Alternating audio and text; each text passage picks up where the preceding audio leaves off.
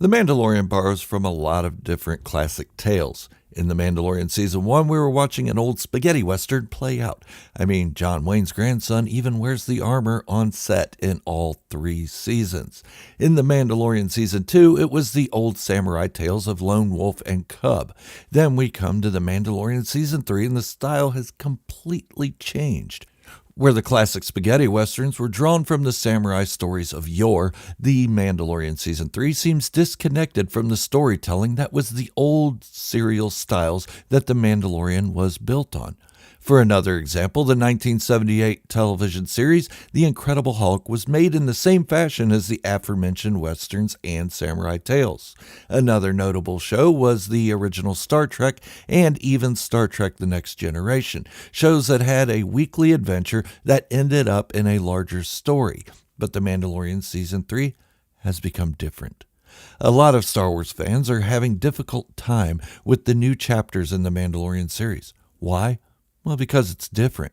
Where a lot of Star Wars fans had a problem with the first 2 seasons of The Mandalorian because it seemed to have filler episodes, that's what they call it, fans now are concerned that the focus of the show has shifted from that of Din Djarin to one of Bo-Katan Kryze.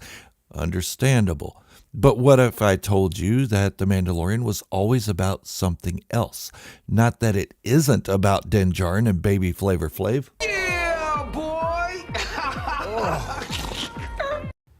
I mean Grogu, but it's also about someone else. And the shift in storytelling in The Mandalorian Season 3 seemed to drop the serial styles and has moved into a new format that is unrelated to its samurai and western beginnings. How could they do this? Classic storytelling works, it's proven. Well, they haven't dropped classic ideas that worked altogether, and I've been saying this could happen since around the middle of The Mandalorian Season 2. I then discussed it again during the Book of Luke Skywalker. The Book of Din Djarin. The Book of Boba Fett. The Mandalorian is now the legend of King Arthur, and it isn't going to end how we once thought it would. As long as this style of storytelling continues. Now, next season it may change again. And that isn't a bad thing. Don't run away screaming yet. There's a lot to get through, so stick around for the whole video to understand how the shift in The Mandalorian can be a good thing for Star Wars fans. But before I get into it, a quick word from our sponsor. Yeah, me. Hit the subscribe button and give the video a big stupid thumbs up. I'm on a voyage to hit 50,000 subscribers, and I'd like you all to be a part of that journey. I know every freaking YouTube channel asks for your subscription. It gets old hearing it, really. But mine's special. Why? Because it's freaking Star Wars, baby, and I absolutely promise to deliver on my word. With me, you'll get the best Star Wars content YouTube has to offer, and I'll deliver it in a way that's fun and engaging. And it's all original content. No rehashes of what other channels talk about. And I don't read from Wikipedia. So if you're looking for someone to bore you to sleep, I'm not that guy. But if you want to have fun in the Star Wars universe again, you're in the right place. With that said, let's get back to The Mandalorian.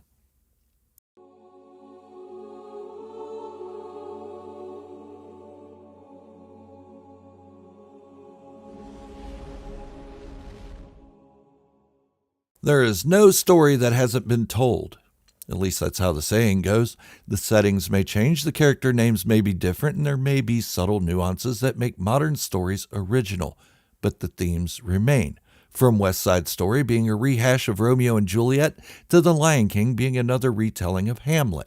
Although a fresh coat of paint is something that makes themes of other stories original and perhaps even more interesting. There's no denying that The Mandalorian is now part of classic storytelling shown through a different lens. The Mandalorian is an epic without the poetic verse, the telling of the history of a people and how it came to be, against all odds opposing these people and their leaders. By the way, I will only use the word epic to describe space, the oceans, or storytelling tropes. Why? Because the word epic is often overused to describe something that really isn't epic. Sorry, I got sidetracked again. I just don't like someone claiming a modern song is epic when the song is replaced by another epic song a few days later. Honestly, the main meaning of the word epic is what I described above. The secondary use means vast. Okay, shutting up about it now. Let's get back to the Mandalorian and King Arthur. Now, a lot of people will agree the Mandalorian is absolutely set up as the legend of King Arthur. We have the orphan, reluctant king, Arthur and Din Djarin. The sword as a symbol of a right to lead, Excalibur and the Darksaber. The wise mystic guide, Merlin and the armorer. And the loyal knights, Lancelot and Galahad as Paz Vizsla and Bo-Katan Kryze. It makes sense. Din Djarin carries Excalibur. He's Arthur. But something seems off. The Darksaber is rejecting its owner, unlike the Arthur stories. Excalibur is rejecting King Arthur. That doesn't make sense. I mean, this isn't the Elder Wand. It shouldn't be choosing its wielder.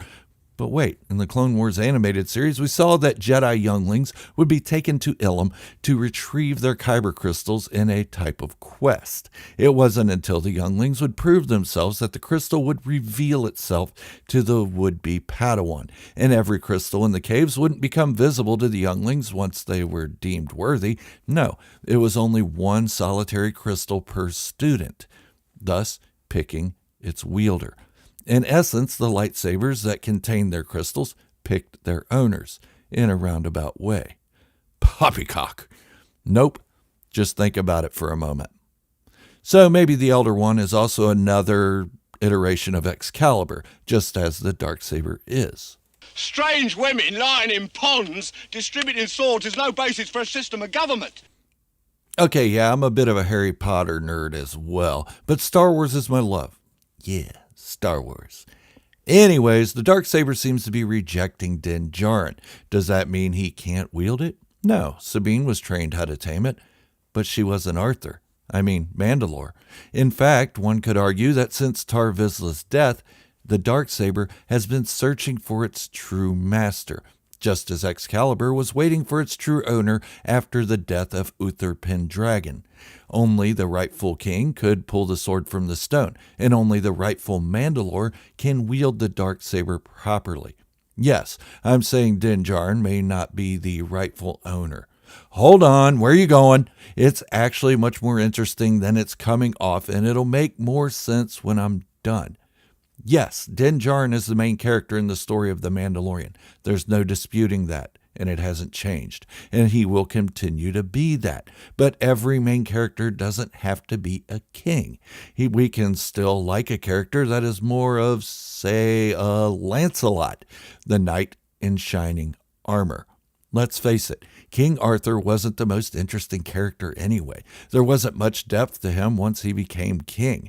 What became interesting about those tales are the characters surrounding Arthur, the most interesting being Lancelot and Galahad, Din Djarin, and Bo-Katan Kryze. And that is if we go by the story of King Arthur that's most widely accepted in modern times. The movie's called Excalibur.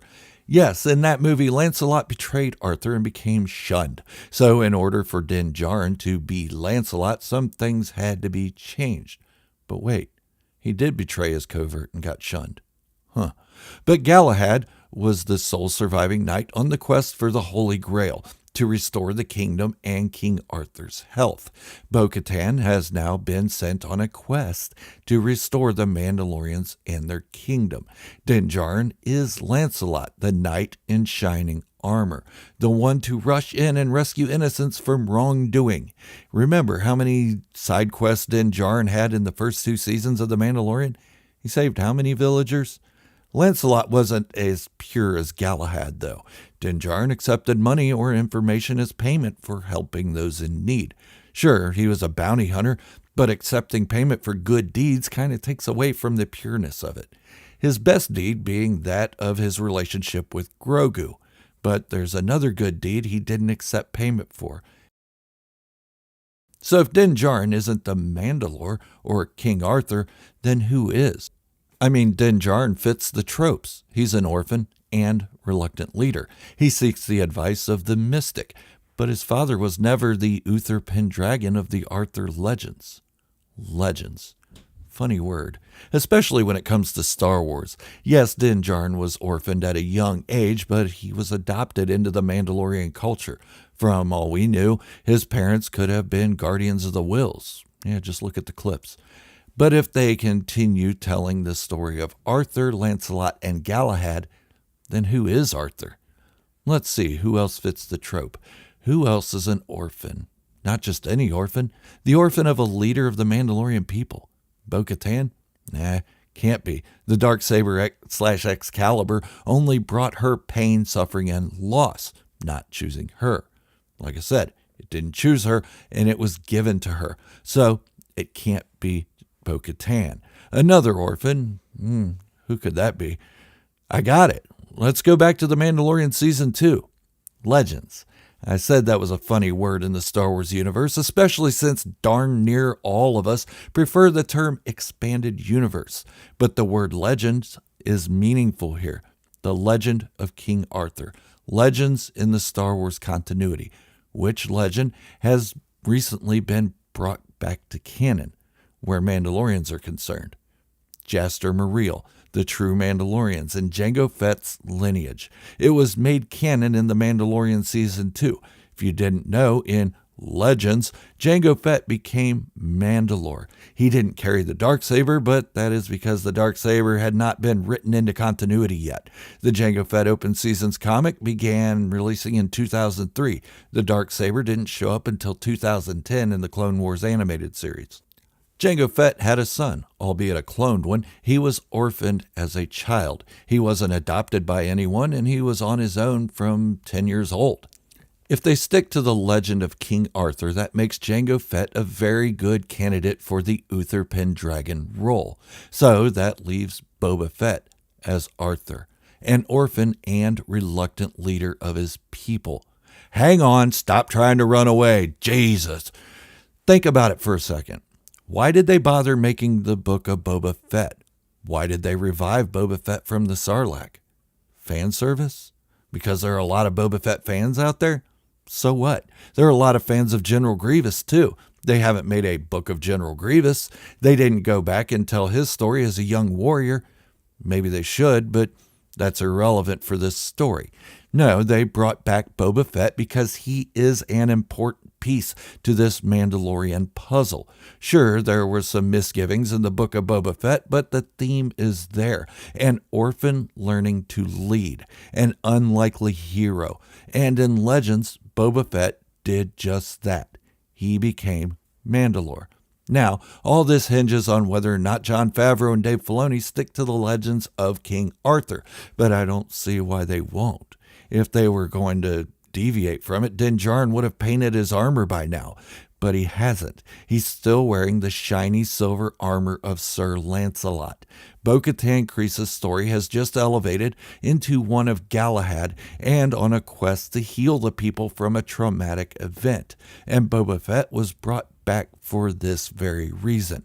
They could have continued another story about Din Djarin becoming Mandalore without Boba Fett. He's there for a reason. Boba Fett is King Arthur. Like it or not, that's where I see the story going, but that doesn't mean he will be the main character of The Mandalorian. That honor belongs to Lancelot, Din Djarin. The Mandalorian is the story of Lancelot. I've mentioned this idea in passing for a couple years now. I wasn't ready to go into full detail about it until I was really sure of it. Now, yeah, it's time. And this story may take years to play out. It probably won't be some instant satisfaction or gratification. The Mandalorian and the Book of Boba Fett are set up in chapters for a reason. Each chapter, or even act, highlights the next phase of the Mandalorian story.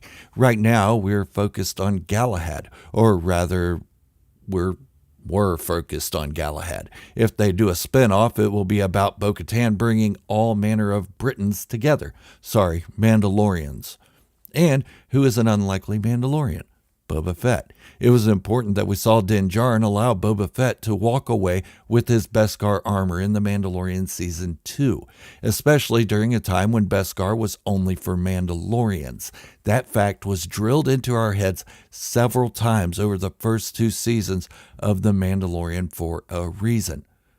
Well, that's my whole thought on this thing. Don't worry, the story of Din Djarin and Grogu will continue, and they will be the main focus. I know a lot of people want Din Djarin to be the Mandalore, but he's had the Darksaber for more than 2 years, and it still isn't cooperating with him. Other people think it'll be Grogu. For those of you who do, are there clues to that, or is it just because that's what you want to happen? Grogu is a toddler, but it could happen. Any of it could. There could be strong cases for any one of the Mandalorians to be the Mandalore. Let me know what you think in the comments. I know a lot of people will be irate over this, and probably even more irate if it actually happens. But that's how it looks from my perspective. And we all know Star Wars is interpreted from our own point of view until it actually happens. That's all I have for today, but before I go, another quick from this channel's sponsor, me. Hit the subscribe button and give the video a like. I'm really trying to hit 50,000 subscribers, and I'd like you all to be a part of the next phase of this channel.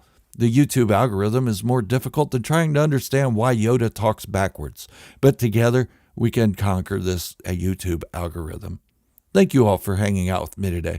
Until the next video, this is Gerald, a Star Wars fanatic, wishing you all great health, happiness, and peace. Thank you all for watching, and remember, this is the way, and positivity in the Star Wars community should be the only way.